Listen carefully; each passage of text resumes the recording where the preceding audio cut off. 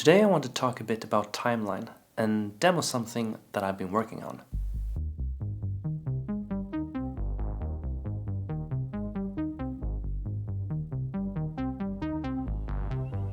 So what is timeline? Timeline is an application for displaying and navigate events on a timeline, and this is a project that I started almost 15 years ago. And from the very beginning I also involved my dad in the project, so we've been working on it together for a very long time. And the reason I started the project was, first of all, because I wanted to have such an application, and I hadn't found a timeline application that suited my needs. And the second reason was that I wanted to have a project, like a hobby project, to learn from, and that I can hack on in my spare time. And I would say that timeline has been successful in both regards. I've had a lot of fun working on it, and I've learned a lot of things by working on it. And it has also gained some popularity among users, so it has a fair amount of users using it actively. And as an open source project, we also have a mailing list where we can get some feedback from users. In the beginning this was really exciting, like someone was interested in a project that I had been creating, and getting feedback and getting feature requests was exciting. So like someone asked for a particular feature that wasn't implemented, and I was like, yeah, I can do that, and then replied, yeah, try this, it might work now. And this was really exciting. But after a while it also became like a burden. Like there's a lot of work involved in maintaining an open source project, and there's a lot of time you have to put into it. And at a certain point the application was good enough for me. Timeline did everything that I wanted it to do. So now it was more like maintaining it for other people as well, and it became more work than fun. So that's kind of when I started to spend less time working on timeline, but I couldn't let it go completely.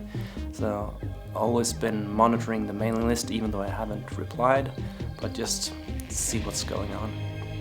And then one day, after a really long absence, I saw an email on the mailing list that caught my interest. It was someone asking about a feature of the SVG export that didn't work as expected or something like that.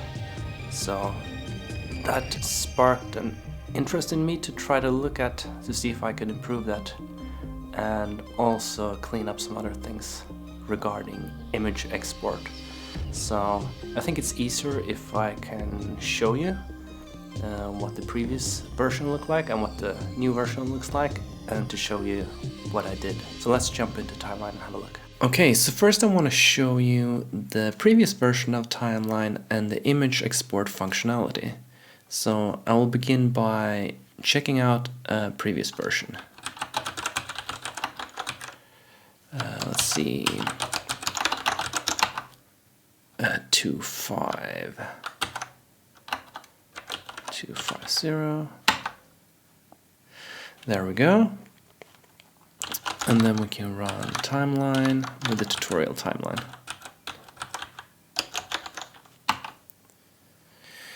There we go. So here we have timeline. And in the file export menu there are three options: export to SVG, export current view to image, and export whole timeline to images. So the first two, export to SVG and export current view to image, exports what is currently displayed to an image, either an SVG image or a PNG image. So let's try them out just to see how they work. So export to SVG, let's call it export to SVG, and let's do the same for current view and call it export of PNG. If we close this one, there should be two extra files here, export of PNG and SVG. So let's see, the SVG we can open in Firefox.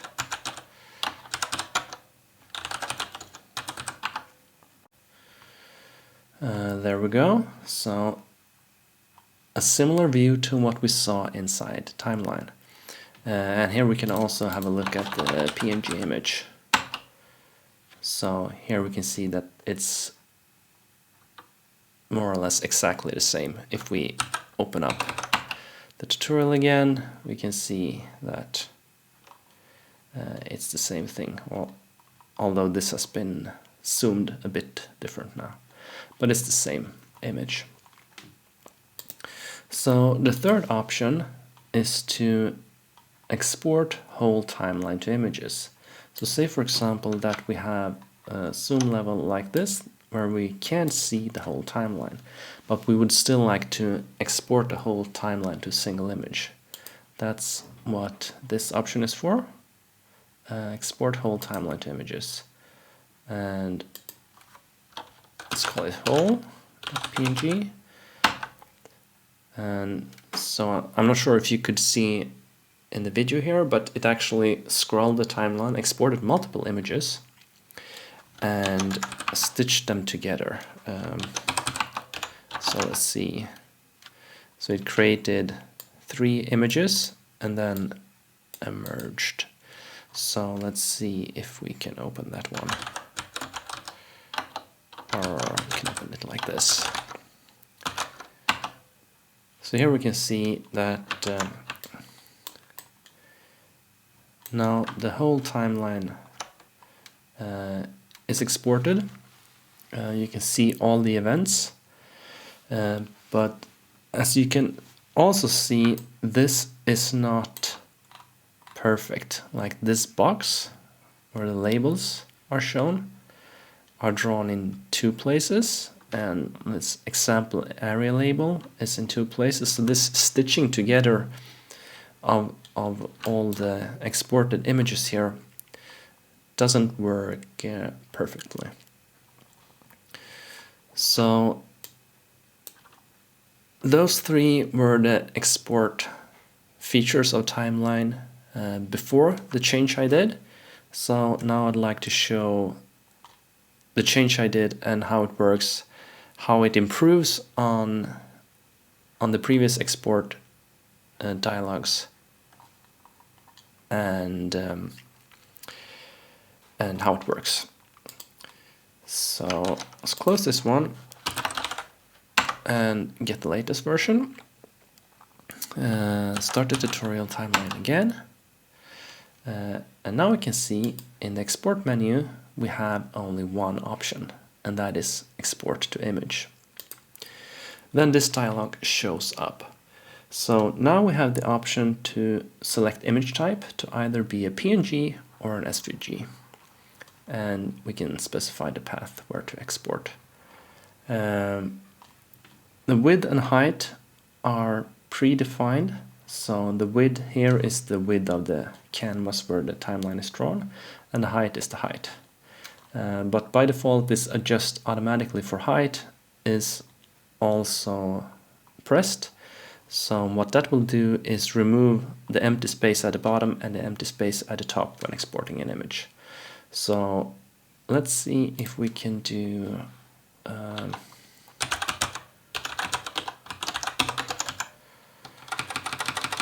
let's call it export new to PNG. Let's see if we got it here. Yes, export new.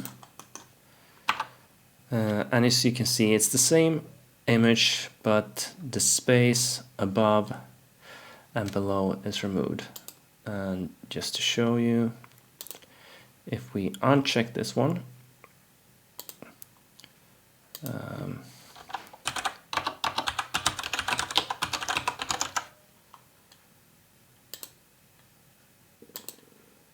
not sure if this one reloads automatically. Let's do it like this. Didn't that work?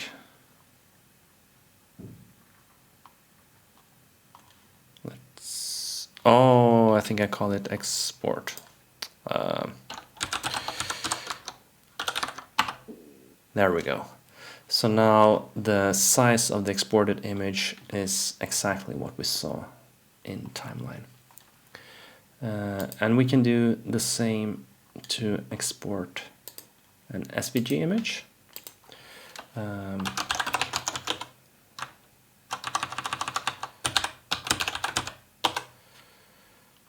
So let's do that. Override it.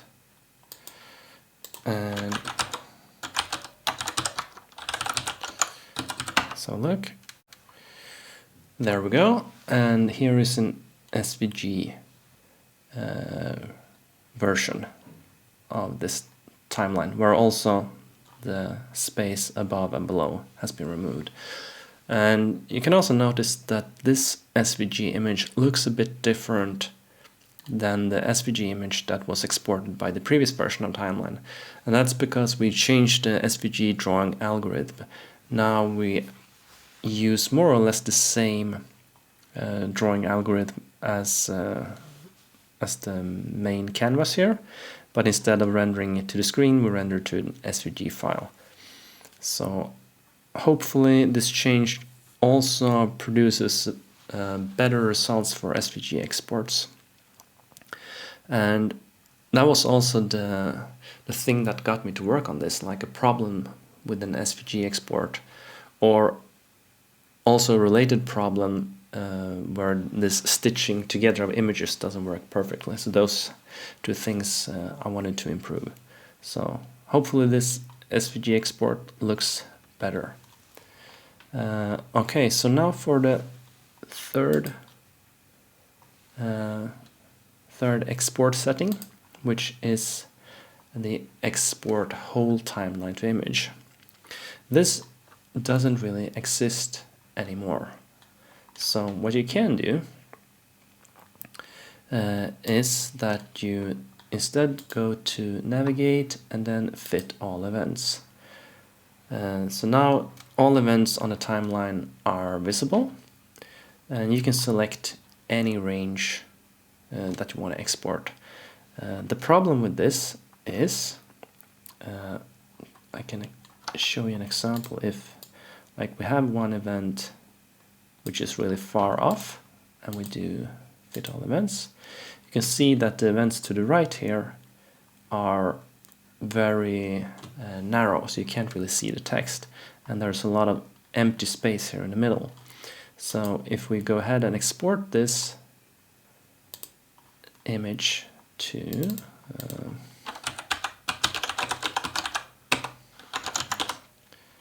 with just the default settings, this is what we get. And this doesn't read very nicely. So in the previous version of timeline, you kind of set zoom level that you wanted, and then it expanded that zoom level to the left and right to include all events. And you can achieve a similar effect here, but you do kind of the reverse. So instead of setting the zoom level, you set the width. So if we increase the width of this image, these events will also be stretched out if the same period is used. So let's use 2000 for the width.